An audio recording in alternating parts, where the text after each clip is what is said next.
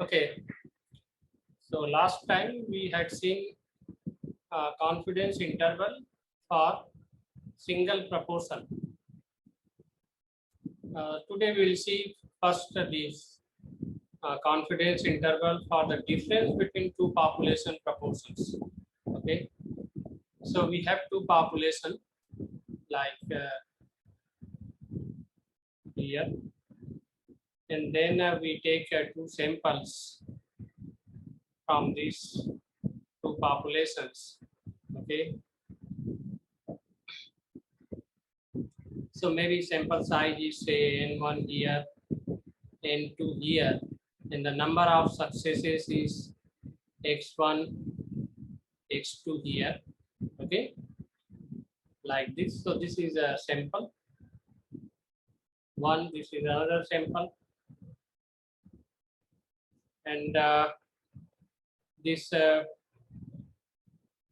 population proportion, that is the number of success in the population, is say denoted by P1 here and it is P2 here. All right. So our job is to find estimate for P1 minus P2. Okay.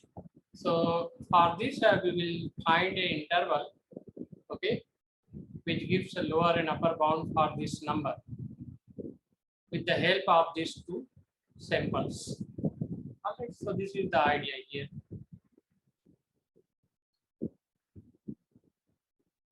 So whatever I have said, you can see this. We have two populations and one specified attribute properties. Maybe we can have a height or any other parameter. Say, for example, last time we had seen that medical problem. What we say, I'm just forgetting that. So the problem is to find the confidence interval for P1 minus P2. Okay.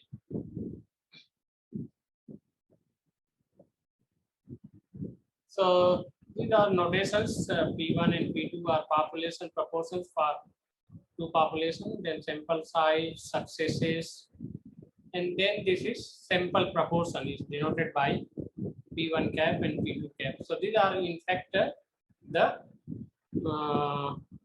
approximation of P1 and P2. Okay, you know that this cap is denoting the approximation. So this is sample proportion, and therefore you will see that this P1 cap is equal to x1 upon n1, and then P2 cap is equal to x2 upon n2. Okay, so we can find after this we can find what expectation of P1 cap minus P2 cap. Okay. This we required, and we also required standard error of P1 cap minus P2 cap. Okay, because these two numbers are required for defining Z interval, Z variable. Okay, if you remember, once again I am writing Z variable is equal to, this is statistic minus E of statistic, and then it is standard error of statistic. So in this case, we choose P1 cap minus P2 cap as the statistics, and therefore we required this two, this and this. Okay, so these we can find using this sample P1 cap. We can take x1 upon n1, P2 cap x2 upon n2. So E of P1 cap minus P2 cap is can see that it is equal to P1 minus P2. Okay, this mu P1 cap minus P2 cap is nothing but E of P1 cap minus P2. Okay. So if you want to see quickly, we can see this.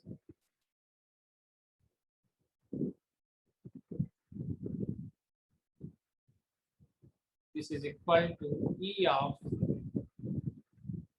x1 upon n1 minus x2 upon n2, and then it is equal to 1 upon n1 E of x1 minus 1 upon n2 E of x. So E of x1 is nothing but n1 p1 upon n1. And E of x2 is, because these are a binomial distribution actually, this follows binomial distribution, and therefore mean is equal to np. So this is n2 p2, sorry, this is minus upon n2. So from this we get p1 minus p2. And similarly, we can find standard deviation of p1 cap minus p2 cap, and it is this number, square root of p1 1 minus p1 upon n1 plus p2 1 minus p2 upon n2. So because we are taking or we can, our samples are large samples, okay, so we can assume that this is behaving approximately normally distributed with for large n1 and n2. Okay, and therefore z interval, sorry, z variable will be statistics minus E of statistics upon AC of statistics. So this is the very first expression. Okay, later on we'll see how to replace this P1 and P2. So this is, as usual, it is approximately normal, standard normal distribution. Okay, N01. So this variable can be used as test statistics. And therefore, if we want to find two-sided confidence interval of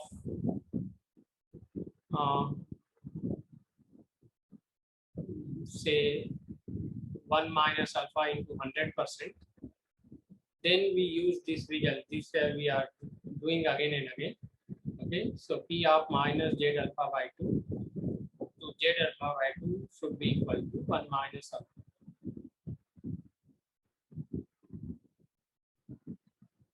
So what we do then we substitute this Z here, this part. Okay, and we do algebraic manipulation in the left hand side. So we get this. This is not complete actually. Thus we get, I think, it will do no problem. Otherwise, what should I have written? It should be P of this. This is equal to 1 minus alpha. Okay. So this is actually the lower limit of the interval, and this is upper limit. In between, you have the difference of two population proportion. So same numbers except minus here and plus here. Now this is happening once again. P1 and P2 are not known, okay, but they are coming into the upper and lower limits. You can see that we want to find interval for P1 minus P2, but you can see that in case of here in lower and upper again, this P1 and P2 are appearing, and so it is just not possible to find unless until we know the value of these two proportion. But since we don't know, what we do, we use the approximation of P1 and P2 in place of P1 and P2 here. So we use P1 cap, P2 cap. Okay. So everywhere now the lower limit and upper limit we will have P1 cap and P2 cap. So this one.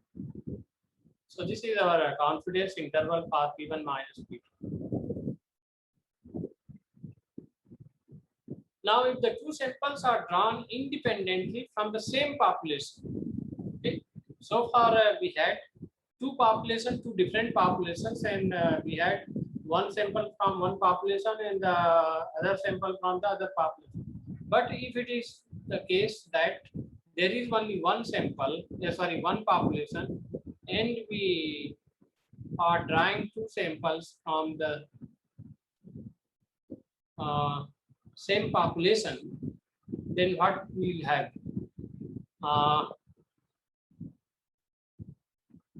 So P1 will be same population, then we can obtain a pooled proportion, say PP cap, given by. So this is nothing but once again weighted mean of P1 cap and P2 cap.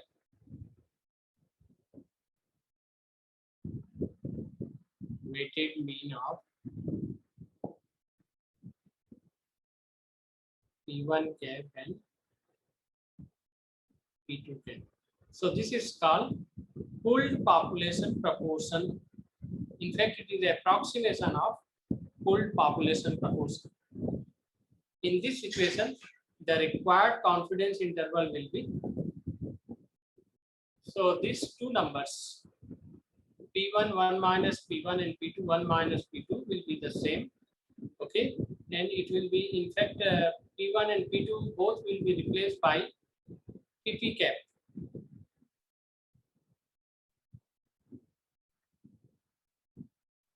All right. So pooled population proportion, same population, then you can obtain a pooled population proportion. Okay. All right.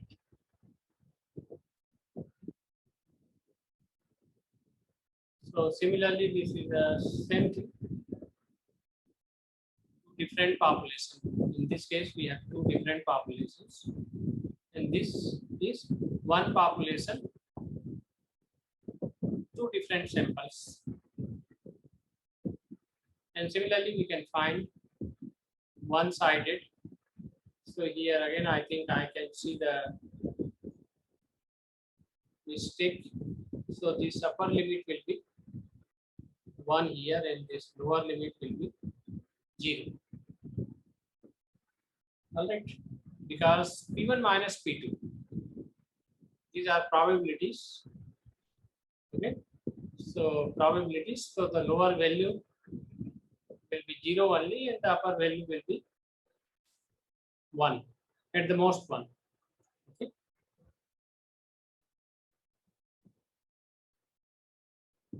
So these again.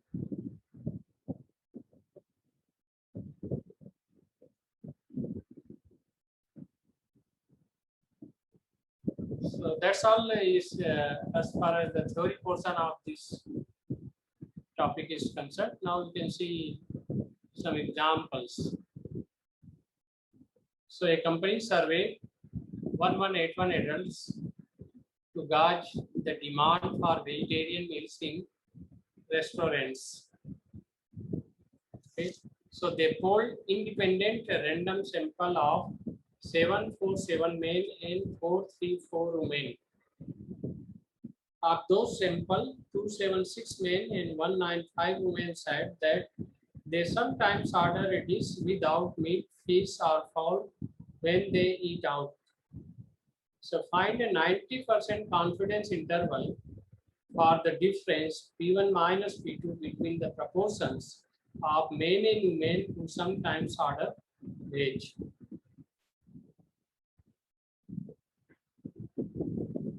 So you can see that you have two samples. Okay, one sample for men and other sample for women, and 276 is the number they order without meat, fish, or pork, means a veg. Okay, they order vegetarian food. And here, in case of women, 195 orders vegetarian food. Okay, so we have to obtain a 90% confidence interval for the difference P1 minus P2. So we can obtain P1 cap, P2 cap. What are the numbers we require? Okay, so we require P1 caps, P2 caps, okay, and then Z alpha by 2. And this alpha will be calculated on the basis of this percentage confidence interval. So Z alpha by 2 is required. And then I think N1 and N2. Yes. So these are the numbers only we required here. Okay, you can see this. This is P1 cap, P2 cap. Okay, and then P1 Z alpha by 2 is there, N1, N2. So these are 5 numbers we require to find confidence interval. Okay. Now 90% means this is 0.900, okay, and that is equal to 1 minus 0.100. All right, and therefore your alpha will be 0.10, and so your alpha by 2 become 0.050. All right, so this number we can find from the normal table Z 0.05.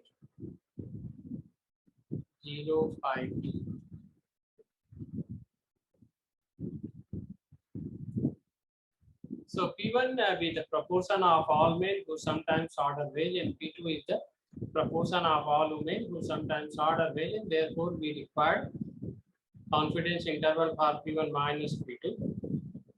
And all these numbers you can calculate. P1 cap, P2 cap, 90% will give you Z 0.05, and this we have already said that equal to 1.645. So you just use these numbers here. So the lower and upper limits will be given by this number. Minus will give you the lower limit, and the plus will give you the upper limit. All right. So this interval we get.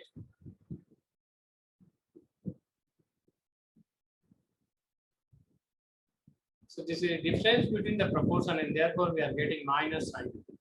Okay, between the proportion of men and women who sometimes order veg is this, between these two numbers.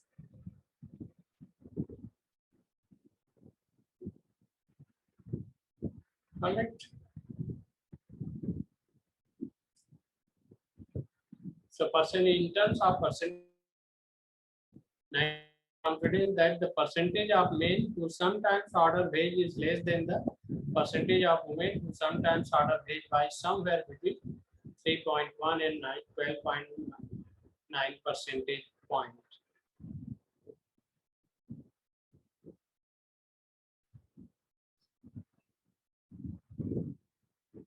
So once again we have this 2 proportion plus 4 Z interval procedure. Okay, even if you take care of these all these assumptions, that is one of the assumption here is this one. You can see that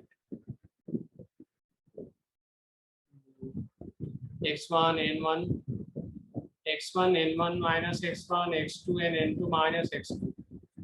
So this is 5 or greater. Sometimes in some books you find 10 or greater. Okay, even then by this procedure we sometimes don't get satisfactory result. Okay, and therefore to avoid this problem, this method is suggested. Okay, that is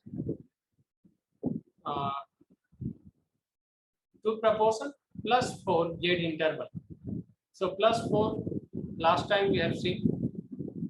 So what we do, we add two success and two failure.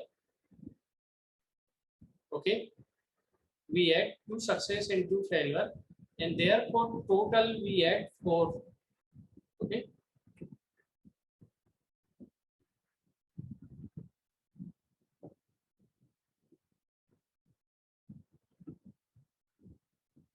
and this success also you can see that where we are adding.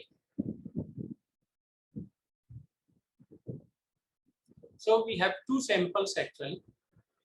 Okay, sample 1 and sample 2. So two success. So what we do, we add one success here and one success here. Okay, so this is plus one success here plus one success, and also plus one failure, and here also plus one failure, and therefore this P1 tilde, so number of successes will be increased by 1, x1 plus 1, but the total number of elements in the sample will increase by 2, because 1 plus 1, one success and one failure, so it become n1 plus 2, and similarly for x2 second sample, so this become x2 plus 1 and n2 plus 2.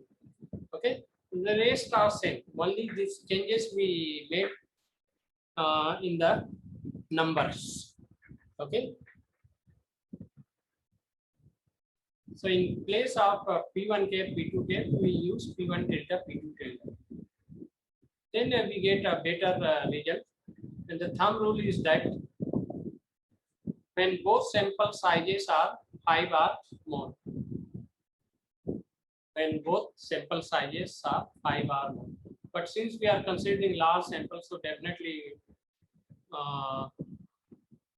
it will be more than 30.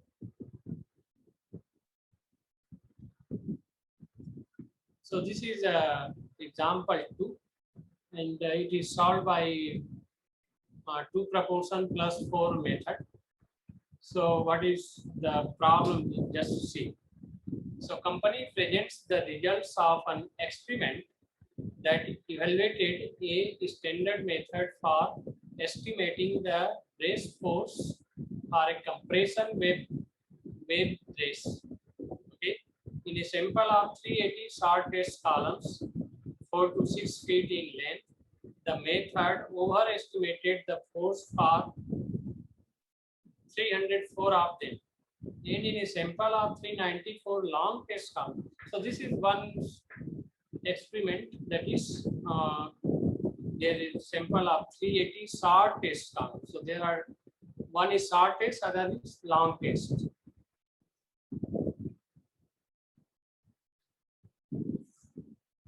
And long test we have 394 columns. Okay, here the length of the column is 8 to 10 feet.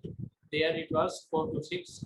The method overestimated the force for 360 of them. Okay, so find a 95% confidence interval for the difference between the success rates for long columns and short columns. Okay, so the first sample you have 380, out of which 304 are overestimated, and the second sample 394, that is long column test, a long test column, 394 out of which 360 are overestimated. Okay, so these numbers are there, x1, x2, n1 and n2, and therefore if we want to apply the method of 2 proportion plus 4, then what we do, we add in success we add 1 and the total we add 2. This is for both the samples. This is for sample 1, this is for the sample 2. And as usual, Z alpha by 2, it is I think 95%. Okay, so for 95%, we know that Z alpha by 2 is 1.96. So in this way, we get this number.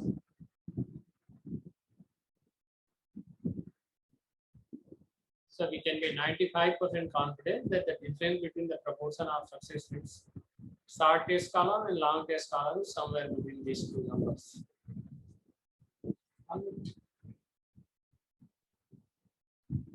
Then there are margin of error. Okay, so error is again the half the length of the confidence interval. Okay, this is Z alpha by 2 root this.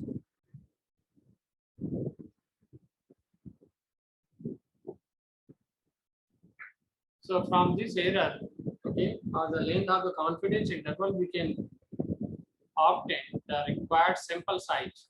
Okay, but then in this case, you can see that you have two samples, N1 and N2. So this we can assume that the sample size in both the samples are same. Otherwise, it would be very difficult to estimate the number of samples required for given accuracy. Okay, because if you assume N1 and N2 same, then mathematically you can take this number outside. Okay, and we can find expression for that common number like this. N1 and N2 is equal to 0.5. So this 0.5 again, if you remember,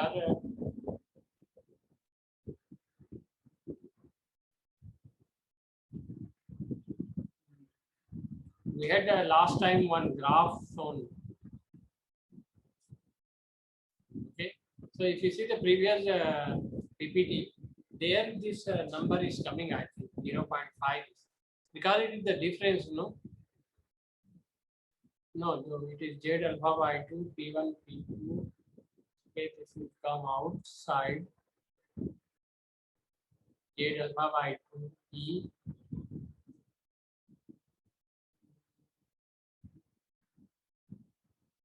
Okay, you can see this. So let us assume this, that common number is this 0.5 Z alpha by 2 whole square. Okay, so error is at most E. Okay, this error is at most E. For this, we can find the number of elements in the set.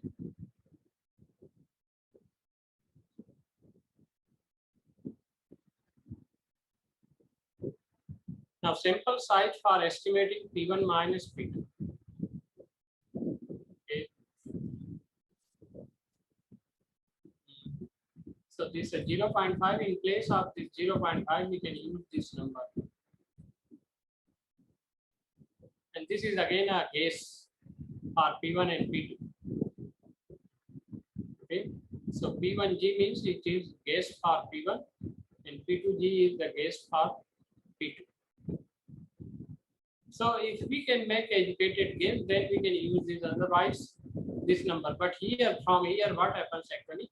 We get the sample size quite large. Okay. So this we note the following. The first formula ever provide this. Okay. That is unnecessarily large. Okay, but it may yield sample size that are unnecessarily large. Second formula ever means a smaller sample size, but it should not be used unless the guesses for the sample proportions are considered reasonably accurate. So this is important. If we are sure that our guesses are reasonably accurate, then we can use that result. And if you know likely ranges for the observed value of the two sample proportion, use the value in the range closest to 0.5 as the educated guess. Okay, so these are, you can see, okay, some the relation between error and number of elements in the sample. But then again, we are assuming that both the numbers are same for both the sample. All right. Okay, so if you have any doubt, in this confidence interval of two proportion, we can discuss here. Otherwise, we'll move to the confidence interval for standard deviation. I think more can move ahead, sir. Okay. So then we have a population standard deviation, okay, or variance.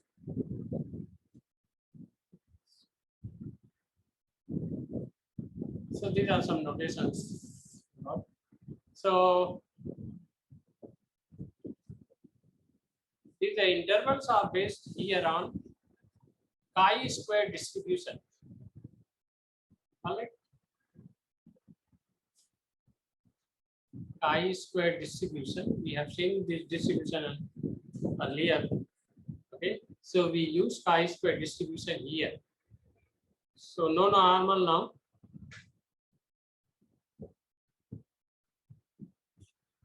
So first you can see this, we have already seen this before. Okay, this figure I hope you remember it.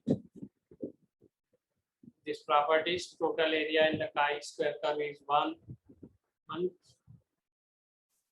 extends indefinitely to the right, approaching but never touching the horizontal axis. Chi-square curve is right skewed. Okay. A number of degree of freedom become larger, chi-square curve looks increasingly like normal curve. Probabilities for a probable variable having a chi-square distribution are equal to the area under its associated chi-square. So this is same as a normal curve.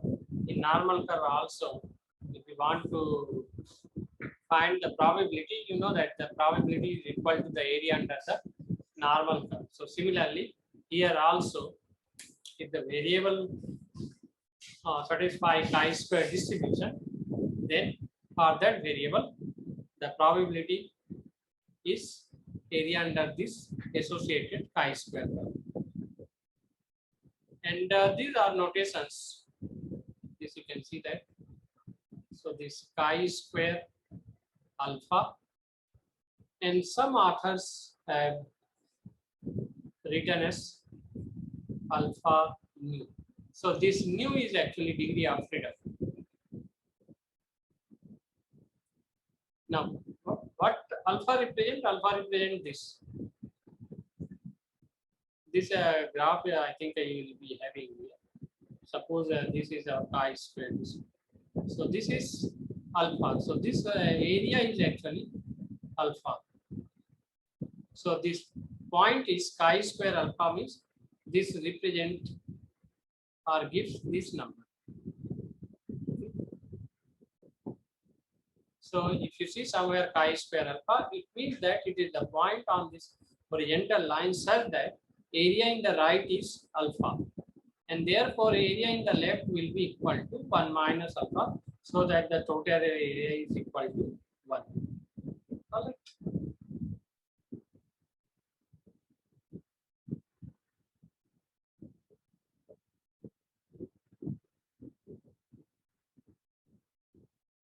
So this we can see. So variable of a population is normally distributed. So we have a variable which is normally distributed with standard deviation sigma. Then for samples of size n, this number, which number? This, or this variable. Okay, because for different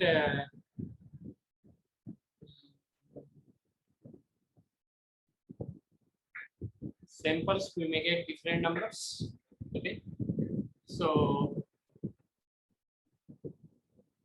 S square is what it is?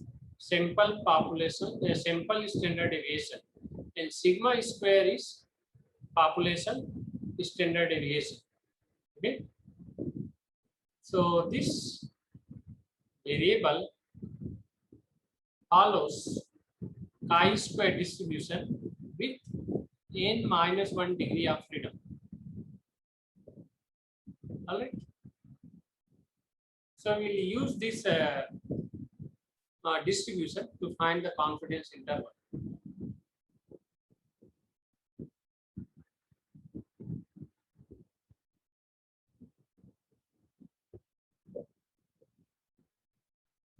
So this you can see. So now we are using chi-square, that was actually equal to n minus 1 upon sigma square into s square. So this is our variable here. Okay, so this variable is satisfying chi-square distribution having n minus 1 degree of freedom if n is the sample size. Okay. So again, if you want to find two-sided confidence interval, then what we do, both the sides you cut off alpha by 2 area, as you can see in the figure. This blue area is alpha by 2. In the left also you have alpha by 2. So this number is denoted by x square 1 minus alpha by 2. Because in this case, this number, which number? This one.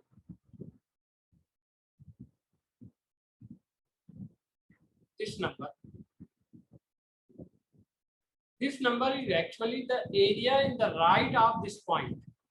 Is so this 1 minus alpha by 2 means you have to cut off alpha by 2 area in the left, and therefore this remaining right side area is 1 minus alpha by 2. So that right side area is written in. Here the right side area is alpha by 2, so it is written as x square alpha by 2. At this point, the right side area is 1 minus alpha by 2, so it is written as x square, chi square 1 minus alpha by 2. Okay. So therefore, these two notation, left point is this, right is this, and the area in between is 1 minus alpha.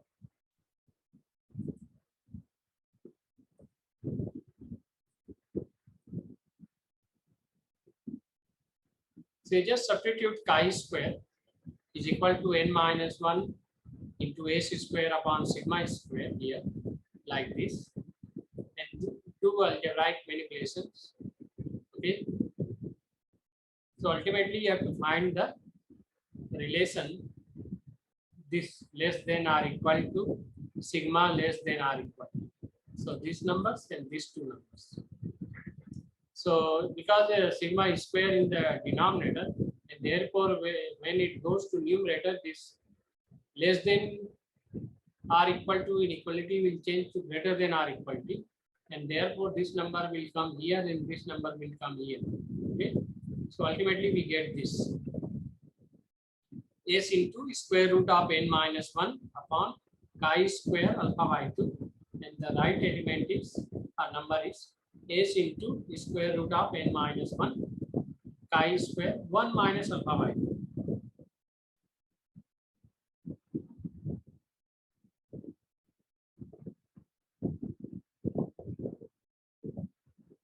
So this is a two-sided population. Okay, this is for population variance. Okay, this is population standard deviation. So our population variance, you can see that this result here. Or in case of variance, what will happen? This will be sigma square will be the variance, and therefore if you just square it, you will get s square n minus 1 upon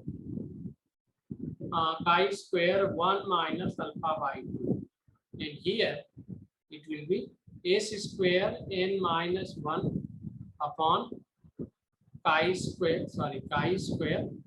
alpha by 2. All right. So this is for variance. This is for standard deviation. So square root will go off, and what happens? This s should become s square. Let me check.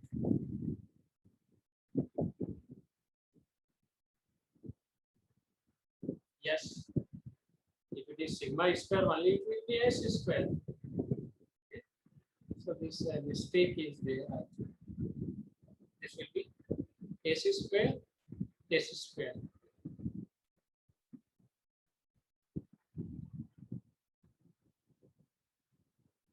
And then we can find one-sided confidence interval as usual.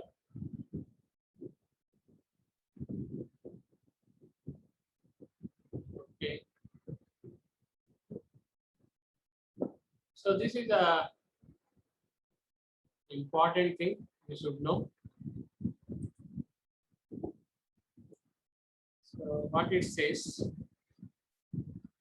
confidence interval based on chi-square distribution, population to be normal. This is important assumption. It's a fairly sensitive to the normality assumption. If the shape of population differ from much from normal curve, confidence interval for the variance may be misleading. Okay. So differ much from normal curve. So this we can check at the beginning whether our population is normal or not, or if it is not normal, that sample is large, and also we can check its normality. Okay. So let us discuss this problem. Simple one.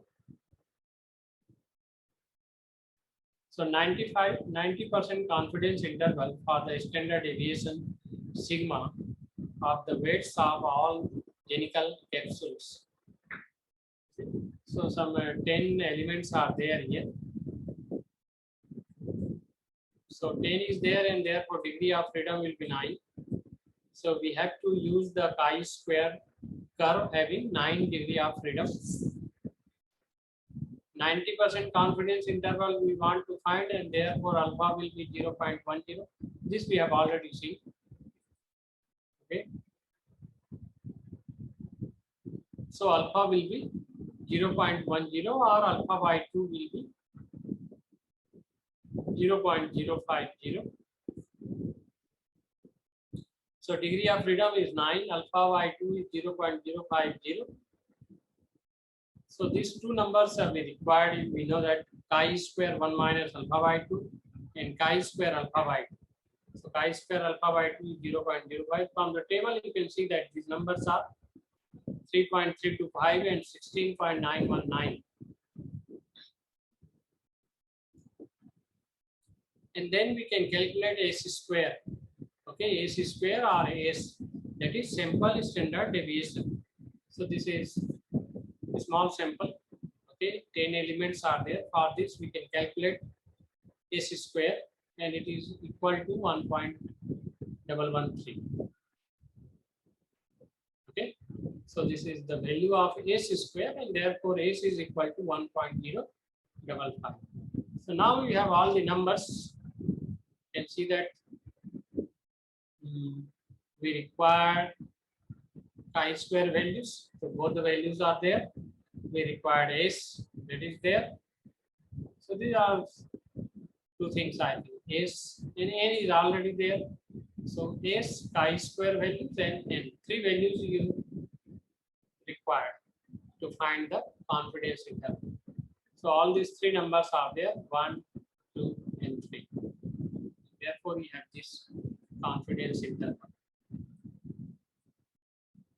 So we can be 90% confident that the standard deviation of the weights of all genical capsule is somewhere between 0.77 mg and 1.74 mg.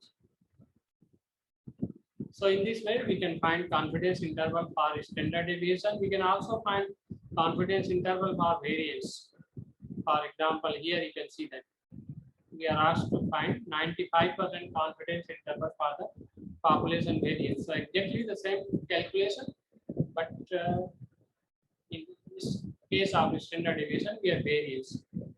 So there will be no square root, and S will be S square. That's all. So So what is the problem? You can see a simple random sample of 15 pistons is selected from a large population whose diameters are known to be normally distributed. So it is given normally distributed. The simple standard deviation of the piston diameter is S is equal to 2.0 mm. So simple standard deviation is also given. Okay, the number 15 pistons are there. Okay, so all the things are there in 95%. So we can calculate alpha. We can find these two values. Chi square 1 minus alpha by 2, chi square alpha by 2. S is given in the problem. Okay, and N is also given. We have to use chi square curve of 14 degree of freedom because the number of sample is 15.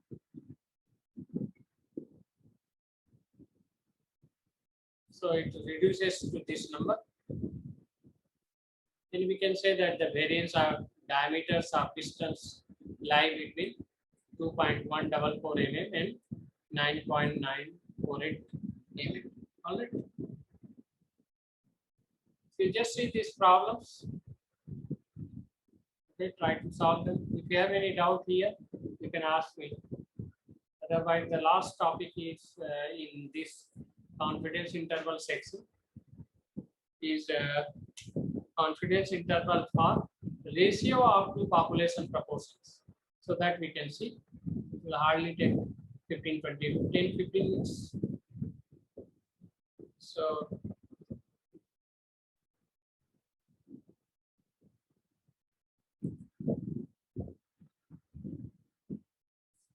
this is a confidence interval for ratio of two population standard deviations.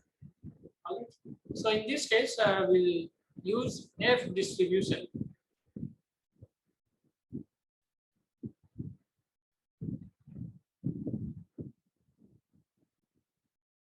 Okay.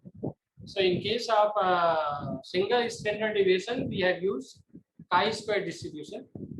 But when we have two standard deviations, then we use F distribution. Okay. And in this case, it is the not the difference between the standard deviation, but it is ratio of two standard deviations. So this is important. It is ratio.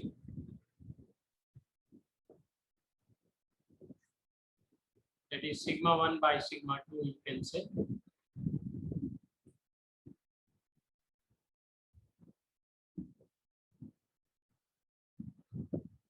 So F distribution, we have already seen it.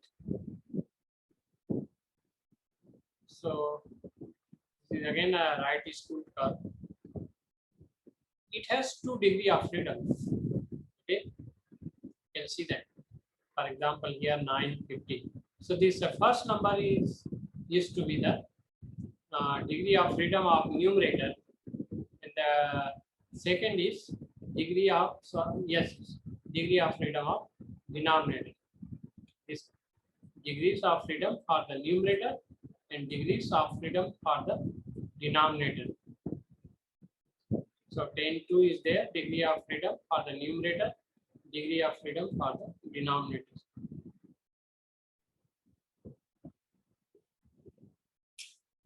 So this we have already seen.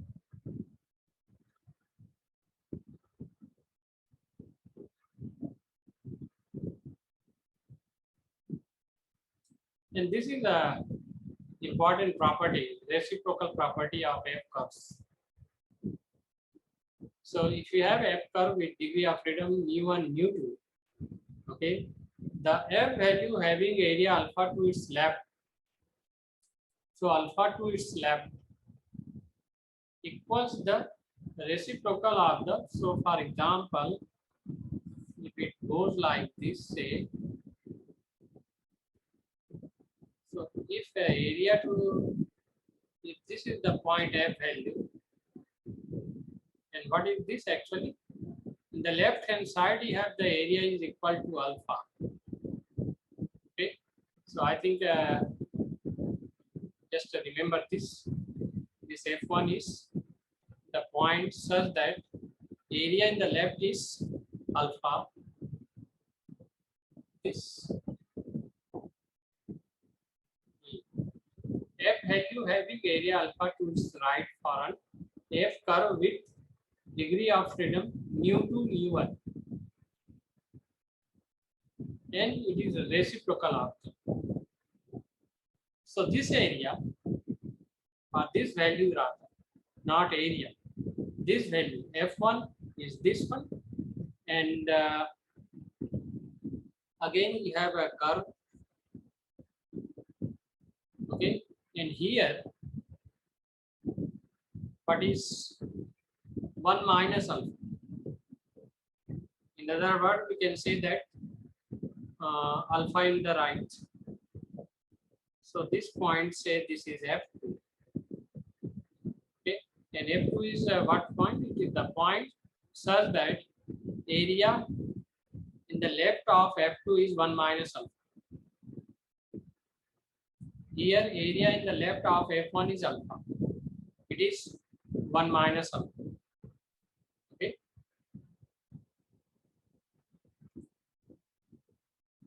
So what is the relation between F1 and F2? This F1 is a F curve having mu1, mu2 degree of freedom curve. But this one is mu2, mu1. So if this curve is having degree of freedom mu2, mu1, and F2 is a point such that the area in the left is 1 minus alpha, then this relation between F1 and F2 is this one. F1 is equal to 1 upon F2. Okay. So this is the reciprocal property of F curve. So here you can see that one curve is 860, say this is 68, 60 comma 8, this is 8 comma 60. Now if 8 comma 60, you have some area here 0.05 in the right, and then again there is a point such that the area in the left is 0.05. Then the relation between these two is this. Okay. So if this point is 2.10, then it will be 1 upon 2.10. Okay, that is equal to 0.4. So this is a proper. So in this case, this variable follow F distribution. S1 is square upon sigma square whole upon S2 square upon sigma 2 square.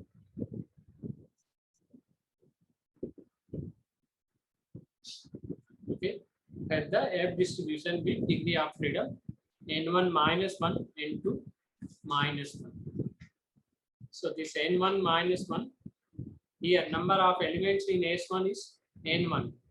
Okay, in the numerator here S1. So n1 minus 1. S2 is S2 sigma to denominator, will be n2 minus 1.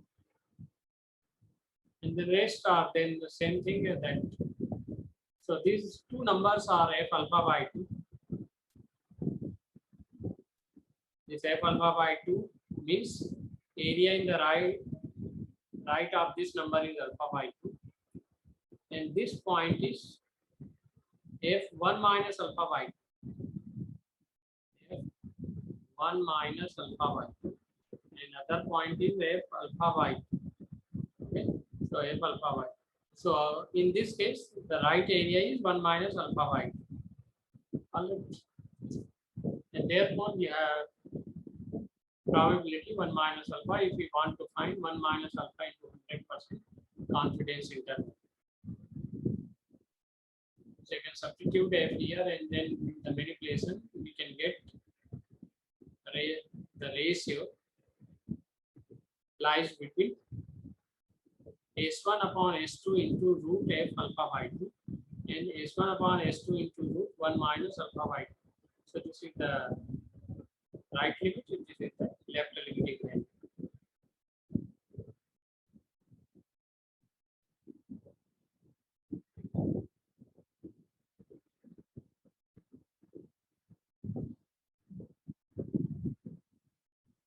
So let us see this problem.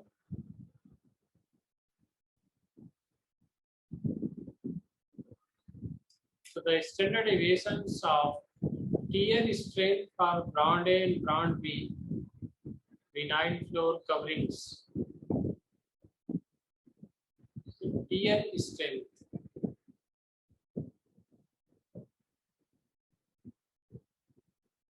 So these values are given in the same number of elements in both the sample are okay of brand A and brand B. So therefore you'll have a degree of freedom 99. 95% confidence interval, so alpha will be 0.05. And therefore you have two numbers here. If alpha is equal to 0.05, then f1 minus alpha by 2 will be equal to f 0.975. Okay, and f alpha by 2 will be equal to f 0.02. Okay, so in the f distribution table, you just see these areas 0.025. Okay, again here degree of freedoms are 99. So 99 degree of freedom curve, you just find the numbers for f 0.025 and 0.975. You just verify this result, you can see the table. Okay, they are equal to 0.25 and 4.03. S1 and S2 we can obtain from the given table, brand A, brand B. These are standard, sample standard deviations. All right.